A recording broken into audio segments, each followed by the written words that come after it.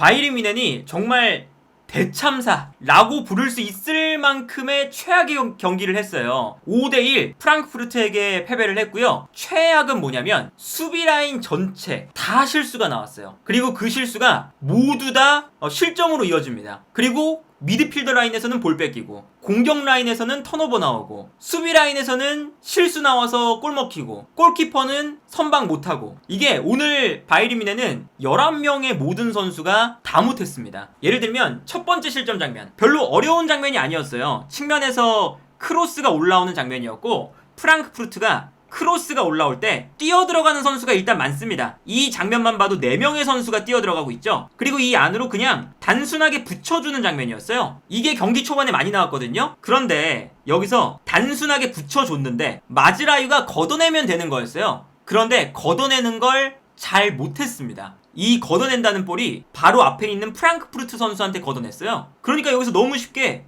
그냥 받아서 슈팅. 근데 이게 또 골대를 맞고 나왔죠. 근데 골대를 맞고 나온 볼을 다시 프랑크푸르트가 밀어 넣으면서 여기서 첫 번째 골이 나옵니다. 일단 첫 번째 실점은 오른쪽 풀백 마즈라이의 실수였죠. 이 장면 보시면 우파메카노가 볼을 잡는 장면입니다. 단순한 장면이잖아요. 근데 여기서 볼을 컨트롤하다가 미스가 나와요. 그리고 프랑크푸르트의 공격수가 달려들면서 압박을 하죠. 그러니까 우파메카노가 여기서 당황을 해가지고 뒤에 있는 김민재한테 패스를 보내주는데, 김민재에게 패스를 준다는 게 프랑크푸르트의 공격수한테 패스를 줍니다. 그래서 우파메카노의 치명적인 실수 때문에 김민재 한 명 있는데 프랑크푸르트의 공격수가 2명이 위치하고 있고, 여기서 프랑크푸르트가 볼을 가져가는 말도 안 되는 상황이 나와요. 여기서 이제 김민재가 달려들어서 가까스로 이제 막아냈거든요. 이것도 사실은 말도 안 되는 실수였고, 이 실수는 코망이 볼을 받고 있습니다. 근데 공격으로 전개를 못하니까 뒤에 있는 키미에게 패스를 주는 거였어요.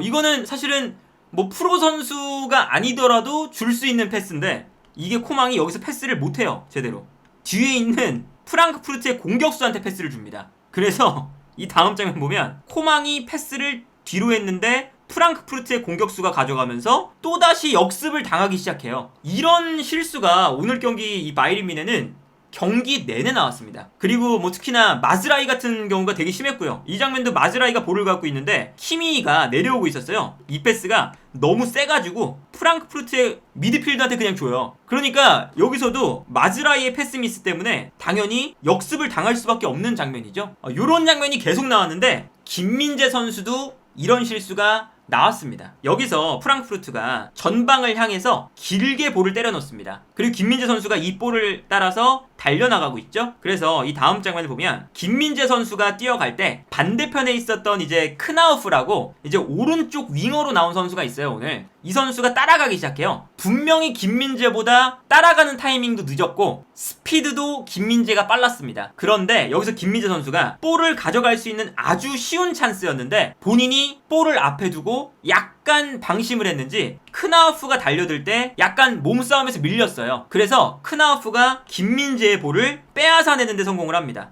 이거 김민재 선수의 실수죠. 여기서 김민재가 볼을 빼앗기니까 안쪽으로 들어오고 있는 에빈베에게 패스를 프랑크푸르트가 주고요. 여기서도 이제 좀 아쉬운 건 볼을 잡았을 때 바이에른 뮌헨의 수비가 3명이었어요. 3명. 김민재의 실수가 나온 다음에 3대1 상황이었습니다. 그런데 여기서 프랑크푸르트의 공격수가 밀고 들어갈 때 아무도 이 선수를 막지를 못했고 에빈베가 슈팅까지 가져가면서 실점을 허용하게 되죠. 분명히 김민재 선수의 실수가 있는 장면이고요. 그 다음에 바이에른 뮌헨 선수들이 그 김민재의 실수를 커버하지 못했다는 것도 좀 아쉽고, 이 장면이 이제 합쳐진 모습이었고, 세 번째 실점 장면 또 실수입니다. 또 실수. 키미가 볼을 가지고 있다가 앞쪽에 있는 슈퍼모팅에게 패스를 주는데 이거를 또 패스 미스를 해요. 여기서 볼을 끊깁니다. 근데 바이에른 뮌헨 선수들은 이미 공격적으로 많이 올라가 있었기 때문에 여기서 볼을 빼앗기는 순간 당연히 역습을 당할 수밖에 없죠. 그래서 키미가 볼을 빼앗기자마자 바이에른 뮌헨의 수비 라인 앞 공간이 완벽하게 열리게 되고요. 그리고 키미가 수비 라인 앞을 보호하는데 좋은 선수가 아니기 때문에 공격을 또 그냥 그대로 허용합니다. 그래서 프랑크푸르트가 너무나도 편안하게 볼을 끌고 올라오다가 측면으로 뛰어들어가는 라르손에게 패스, 그리고 라르손이 우파메카노와의 1대1에서 완벽하게 이기면서 왼발로 득점을 성공을 하게 되죠. 첫 번째 골 마즈라이 실수, 두 번째 골 김민재 실수, 세 번째 골 키미 실수까지 나왔어요. 그리고 네 번째 골은 누구 실수냐? 우파메카노 실수입니다. 여기서 우파메카노가 볼을 가지고 있을 때 어려운 장면 아니에요. 볼을 끌고 올라가는 거였어요. 근데 볼을 끌고 올라가다가 터치 미스가 나와서 끌고 올라가다가 뺏깁니다. 최종 수비수가 볼을 끌고 올라가다가 뺏기면 당연히 역습 찬스죠. 그래서 여기서 볼을 빼앗기면서 완벽하게 바이에른의 수비가 무너지고요. 이때 침투에 들어가는 선수에게 패스가 들어가고 이 패스를 또 프랑크푸르트가 살려서 여기서 득점을 기록하는 장면까지 나오게 돼요. 수비 라인에서 뭐 너도 나도 실수인 거예요. 마즈라위, 김민재, 키미, 우파메카노. 다섯 번째 골 실수는요. 어떤 실수였냐면 프랑크푸르트의 공격수가 볼을 받는 상황이었거든요. 그리고 김민재가 약간 올라오고 있는 상황이었어요. 근데 여기서 이제 우파메카노가 공격수와의 1대1 상황이었습니다. 1대1 상황인데 아무래도 공격수가 터치를 가져갈 때 앞쪽으로 가져갈 거잖아요. 그런데 우파메카노가 그랬으면 앞쪽으로 뛰어들어갈 만한 생각을 하고 있어야 되는데 여기서 뛰어들어가는 게 한 템포 늦습니다. 늦어서 여기서 완벽하게 우파메카노가 공격수와의 1대1에서 져요. 일단. 그리고 뒤쪽에서 뛰어들어오는 선수가 이 볼을 받아서 득점하는 데 성공을 합니다. 근데 우파메카노가 1대1 상황에서 졌다는 것도 있는데 이거를 다른 각도에서 보면 우파메카노와 김민재, 게레이루 오프사이드 라인을 만들고 있는데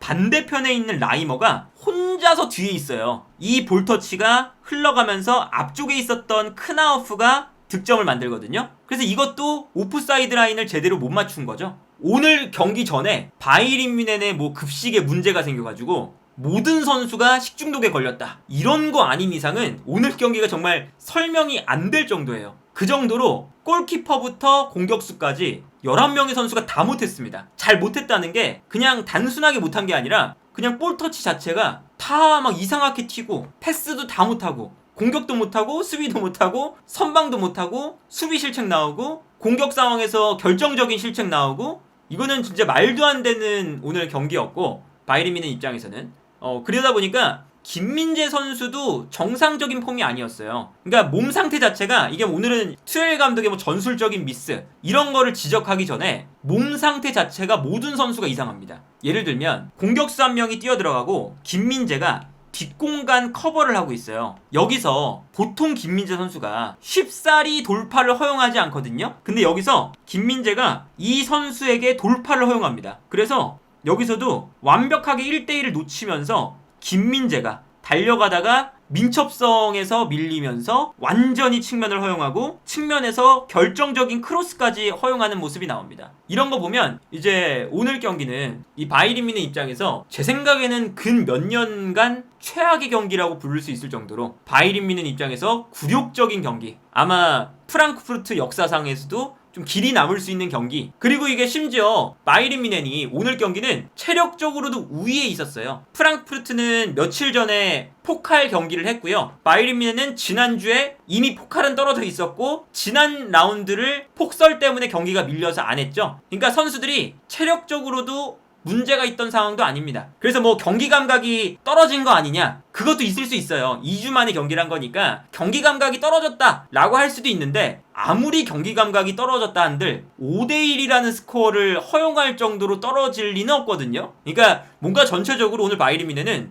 경기 준비도 못했고 선수 개개인의 컨디션 관리도 너무 못했고 그러다 보니까 이게 뭐냐면 분명히 프랑크푸르트가 5대1로 이겼잖아요. 5대1. 그런데 기대 득점 보시면요. 뮌헨이 2.2골입니다. 프랑크푸르트가 1.5골이에요. 이 기대 득점이라는 뜻은 오늘 득점할 수 있는 확률을 말하는 거잖아요. 근데 프랑크푸르트가 5골을 넣었는데도 기대 득점이 1.5예요. 이거는 뭐냐? 프랑크푸르트가 결정적인 찬스를 만들어서 넣었다. 이런 장면보다 바이에른 뮌헨이 프랑크푸르트에게 득점을 가져다 바쳤다. 이렇게 설명이 되는 기록인 거죠. 그러니까 그만큼 바이에른 뮌헨은 오늘 정말 최악의 경기를 했다고 보면 된다. 오늘 경기가 심지어 중요한 경기였어요. 왜냐면 지난 라운드에 바이에른 뮌헨이 쉴 때 레버쿠젠이 비겼습니다. 한번 미끄러져서 바이에른 뮌헨이 오늘 이겼으면 리그 1위로 올라갈 수가 있었거든요. 근데 리그 1위로 올라가는 것도 아니고 이번 경기를 지면서 리그 3위인 슈투트가르트한테 역전당할 수도 있는